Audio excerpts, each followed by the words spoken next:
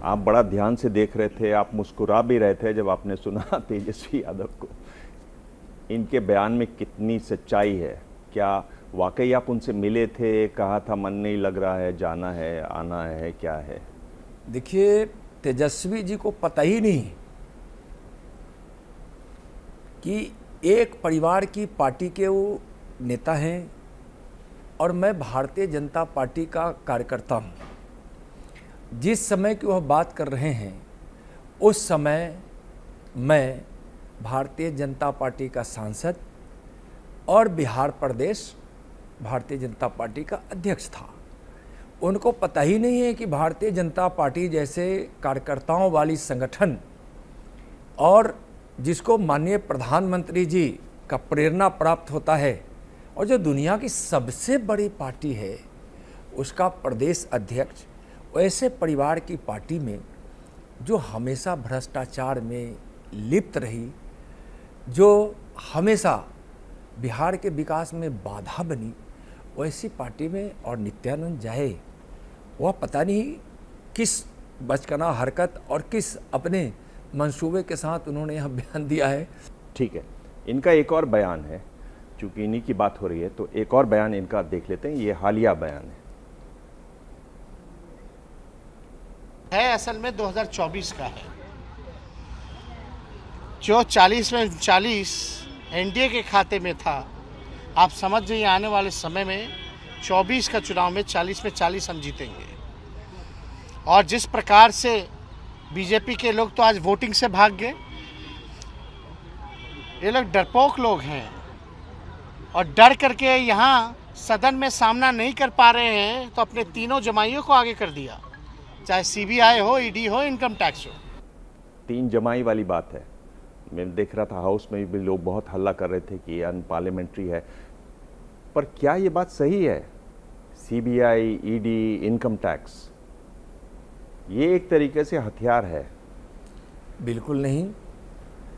CBI, income tax हो या जिसकी वो बात कर रहे हैं ईडी की, मैं बताना चाहूँगा मार्च 1996 में जिस समय चारा घोटाला में सीबीआई की जांच का आदेश हुआ, उस समय प्रधानमंत्री थे कौन? नरसिंह राव जी। सरकार में आरजेडी थी। 1997 में जब सीबीआई चार्जशीट की लालू जी पर, तो उस समय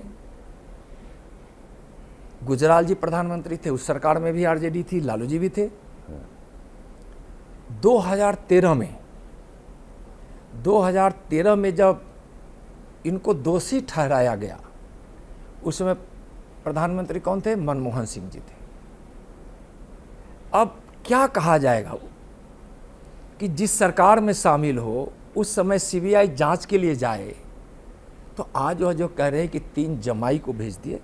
देखिए, जमाई शब्द बड़ा पवित्र है, हर माँ बाप के लिए पवित्र है और बहुत भारत की संस्कृति में तो बहुत ही पवित्र है। और इस तरह से जमाई शब्द का मजाक उड़ाना, यह तेजस्वी जी अच्छा नहीं किए।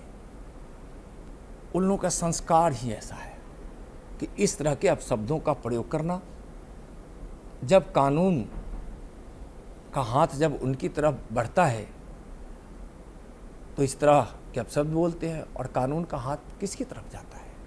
जो कहीं ना कहीं अपराध, भ्रष्टाचार, घोटाले में लिप्त होते हैं। ठीक है, इनका एक और बयान है। भाजपा के एगो केंद्र में मंत्री है ना, जो बिहार में खेला करना चाह रहे थे महाराष्ट्र वाला, वो थोड़ा लाइन में रहे, सब कुछ ठंडा दिया जाएगा। इन्हें उन्हें जो कर रहे हैं, जिनका सपना टूटा है ना मुख्यमंत्री बनने का, वो समझ जाए, ज्यादा ख्वाब ना देखे। दिल्ली वाले नहीं बचाएंगे, नहीं बचा पाएंगे किसी को। नित्यानंद जी, ये जो बयान है ये आप ही हैं ये? अब क्या कह रहे हैं? हाँ, अगर मुझको कह रहे हैं हाँ, समझे ना, उनको थोड़ा स्पष्ट करना चाहिए। यदि एक मुझको कह रहे हैं तो मुझको उन पे हंसी आती है। मैं किसी लाइन में नहीं हूँ, मैं ख्वाब वह नहीं देख रहा हूँ। मेरा ख्वाब वही है जो माननीय प्रधानमंत्री जी का ख्वाब है, हमारी पार्टी का ख्वाब है, जिसको मैंने पहले कहा हूँ। और मुझको गर्व है कि आज मैं प्रधानमंत्री जी की प्रेरणा में और उनके लीडरशिप में काम कर रहा हूँ। और जो यहाँ अवसर प्राप्त है तो शायद मुझको समझ में नहीं आ रहा है कि कुर्सी लोलुपता और सीएम और परिवार, पिताजी सीएम, माँ सीएम, हम सीएम, उसके बाद कोई फिर हमारे परिवार का सीएम, फिर आने वाला कोई सीएम, न जाने कई पीढ़ी के लिए वह सीएम की कुर्सी को आरक्षित करने की भाषा बोल रहे हैं। और ये तो धमकी की भाषा है, धमकाना है। और यह तो इस तरह का धमकाना क्या किसी को शोभा देगा क्या?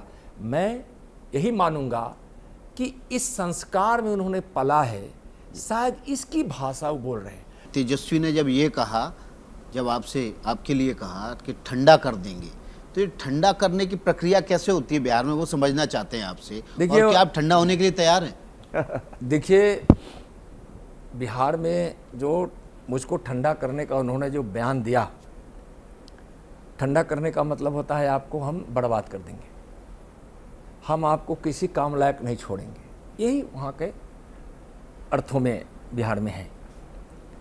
और मैं आपको बताऊं, इस पार्टी आरजेडी की पार्टी के स्वभाव में है ठंडा कर देना, बर्बाद कर देना, समझे ना, दबंगई के साथ किसी को रोकने का प्रयास करना। तो बड़े बड़े लोगों को ठंडा करने का ही प्रयास करते हैं।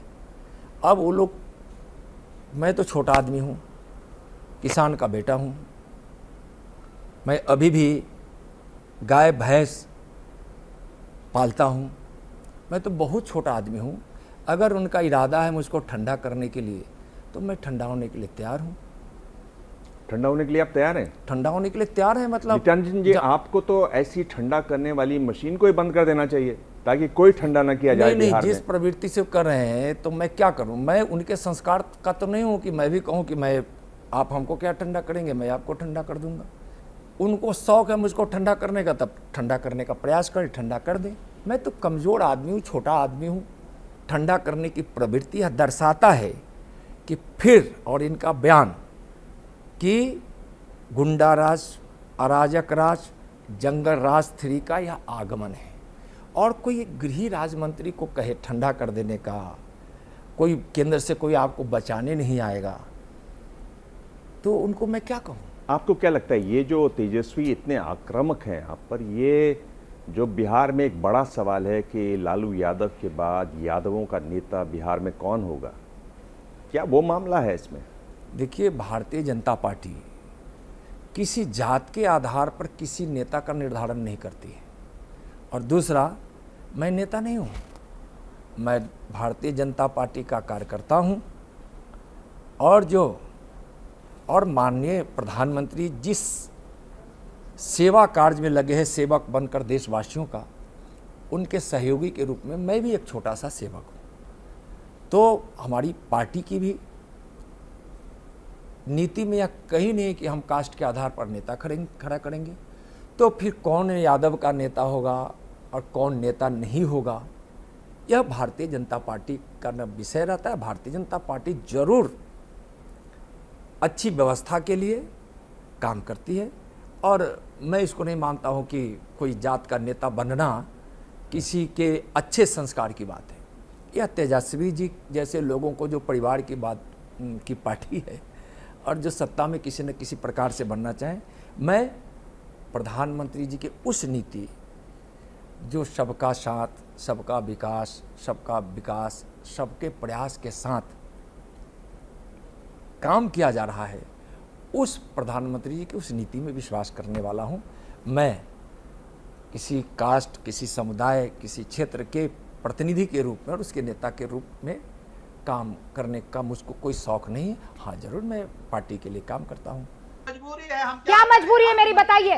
मैं अभी आपको बताती हूँ कि मैंने ओए होए होए होए होए, नमकीन के चटकारे लेते हुए टकटकी मार के डिबेट शो को पॉज रिपीट कर करके देख रहे हैं जोगिंदर जी। इनकी तरह आप भी देखें अपनी फेवरेट डिबेट्स को रिपीट कर और डाउनलोड कीजिए एबीपी लाइव ऐप अपने स्मार्ट टीवी पर।